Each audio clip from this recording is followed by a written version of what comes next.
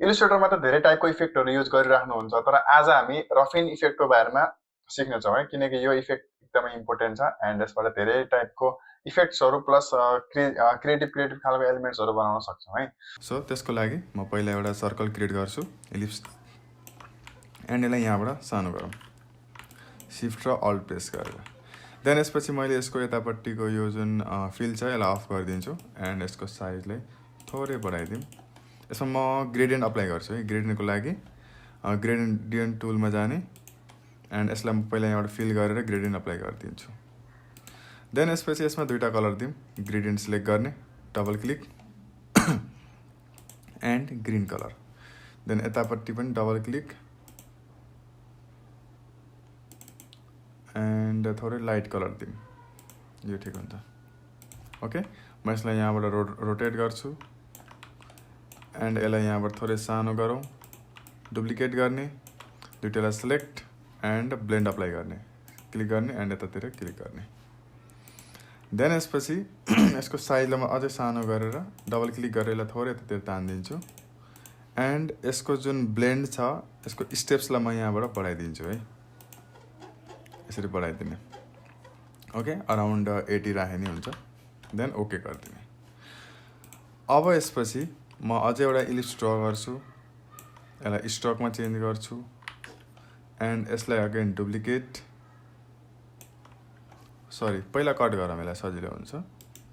So मैले यहाँबाट यसलाई इरेजरले सिजर युज गर्छु है। देन सिलेक्ट एन्ड सिजर, यता क्लिक गर्ने एन्ड यता क्लिक गर्ने, देन यसलाई डिलिट यहाँबाट। त्यसपछि यसैलाई डुप्लिकेट गर्ने एन्ड यहाँबाट फ्लिप एन्ड देन तल ल्याएर जोड दिने, डाइरेक्ट सिलेक्सन, दुईवटालाई सिलेक्ट, राइट क्लिक एन्ड यहाँबाट जोइन गरे पनि भयो, नत्र यहाँ छ हामीसँग टुल, सिलेक्ट गरेर यहाँबाट पनि जोइन गर्न सकिन्छ। अब जोइन भइसकेपछि दुईवटालाई सिलेक्ट गर्ने, object, blend and replace spine, replace हुन्छ क्या, ठिक छ, यसरी रिप्लेस हुन्छ। अब यो रिप्लेस भइसकेपछि अगेन इफेक्टमा जाने, डिस्टोर्ट एन्ड ट्रान्सफर्म, रफेन इफेक्ट। रफेनमा गइसकेपछि यसरी हामीलाई इफेक्ट देखाउँछ। देन एब्सोल्युट अप्सन सिलेक्ट गर्ने, साइजलाई बढाउने आफ्नै इच्छा अनुसारले एन्ड डिटेललाई पनि बढाइदिने है। सो यसरी हाम्रो एउटा प्लान्ट जस्तो इफेक्ट बनेर आउँछ।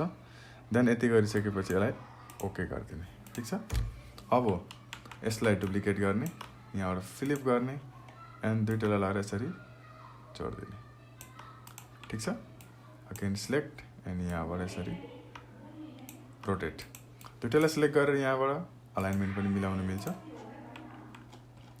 सो यसरी नै हामीले नम्बर्सहरूमा अथवा जुनसुकै जुन अहिले क्रिसमसको अफर आइरहेको छ त्यस्तोमा चाहिँ हामीले यो इफेक्टहरू चाहिँ बनाउन सक्छौँ है।